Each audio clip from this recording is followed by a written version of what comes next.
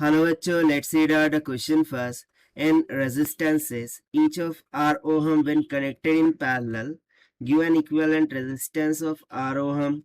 If they connected in, if these resistances were connected in series, the combination would have a resistance in ohms equals to.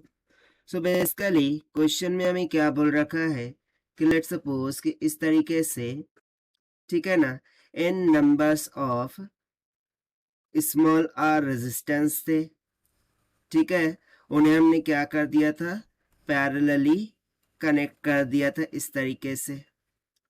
सो जो equivalent resistance हमें मिल रहा था वो capital of are की equal था।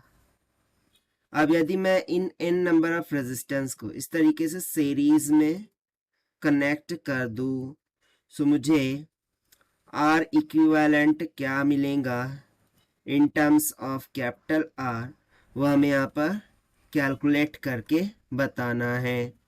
सो बहुत ही सिंपल सा क्वेश्चन है, स्टार्ट करते हैं हम सोल्यूशन से। But before of its let's talk about the key concept which we are going to use here for this question. So यदि n number of resistance parallel में जोड़ी जाए, किसे, पैरेलल में, सो उस टाइम पर R इक्विवेलेंट का फॉर्मूला हो जाता है, यानी कि सभी की सभी रेजिस्टेंस इक्वल है बट पैरेलल में जोड़ी है। सो R इक्विवेलेंट का एक डायरेक्ट फॉर्मूला होता है which is nothing but is equals to small r divided by n होगा। अब अकॉर्डिंग टू क्वेश्चन जो R इक्विवेलेंट है वो कितना है, कैपिटल R के बराबर है, so that will be equals to small r by n, यानी कि यहाँ से स्मॉल r की वैल्यू कितनी मिल गई, n times of capital R की। ना इन्हीं स्मॉल्स r ऑफ रेजिस्टेंस को अब हम n नंबर ऑफ सीरीज में कनेक्ट कर रहे हैं। सो हमें क्या करना है, फाइंड आउट करना है total resistance terms of capital R। सो इसको मान लेते हैं equation number first.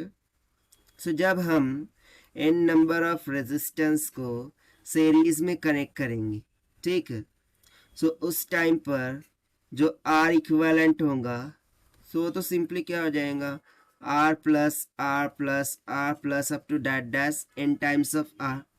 But according to question ये तो n times of capital R की इक्वल आया है, और ऑलरेडी कितने नंबर ऑफ रेजिस्टेंस है, n, so n multiply by n times of R हो जाएगा। So this will come out to be n square R, और यही हो जाएगा हमारा आंसर जो कि हमने सॉल्व किया using the concept of n number of resistance when connected in parallel के फॉर्मूले से। Now let us take the option. So option A will become correct. So this is the required solution. I hope you understood well. Best of luck. Thank you.